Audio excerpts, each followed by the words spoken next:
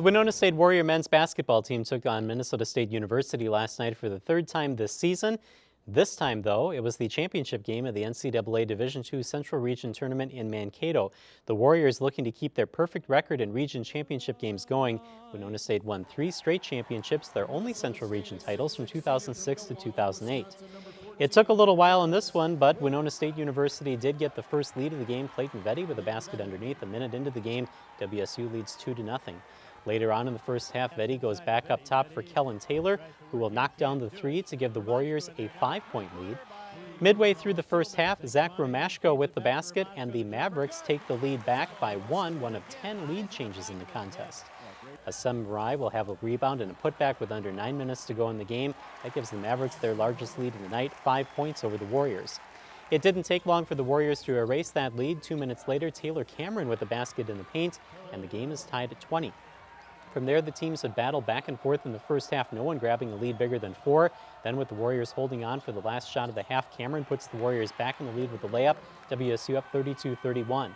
Mavericks, though, came out strong after halftime. About a minute and a half into the second half, Cameron scores the first basket for the Warriors with a layup. That cuts the Maverick lead to 1. WSU would take the lead back less than a minute later. Vetty with a layup to make it 36-35 WSU. Later on in the second half, the Warriors get their largest lead of the night off a strong move by Vetty underneath. Warriors lead 46-40. Mavericks would call a timeout, which turned out to be a good one as they won an 8-1 run capped by Assem Marai, who gives Minnesota State a 2-point lead. Minnesota State would lead for the next 5 minutes before WSU would get back into it. 4:23 left to go. Kellen Taylor with a 3 that cuts the Maverick lead to 1. Another lead change, 2:03 to go. Xavier Humphrey hits a 3, and the Warriors lead by 1. But here's where foul shots who put the Mavericks in control for a little while. Jamison Moten on the line from MSU. He hits 2 shots, and the Mavericks lead by 3 with 39 seconds left to go. Warriors, one more chance. Xavier Humphrey would drive. He would get to the hoop, and the harm.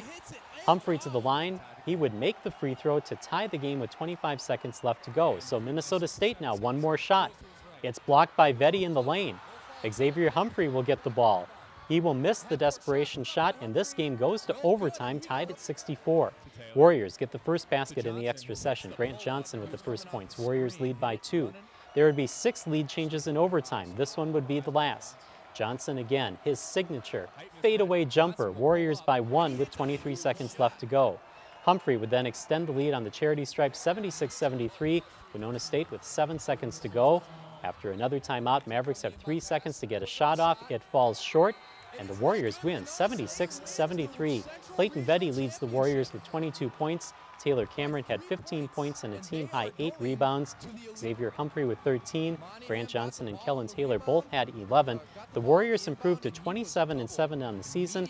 They move on to the Division II Elite 8 in Louisville, Kentucky. Next for the Warriors, West Liberty from Virginia. The Hilltoppers are 33-1 after beating Indiana of Pennsylvania to earn their trip to the Elite 8.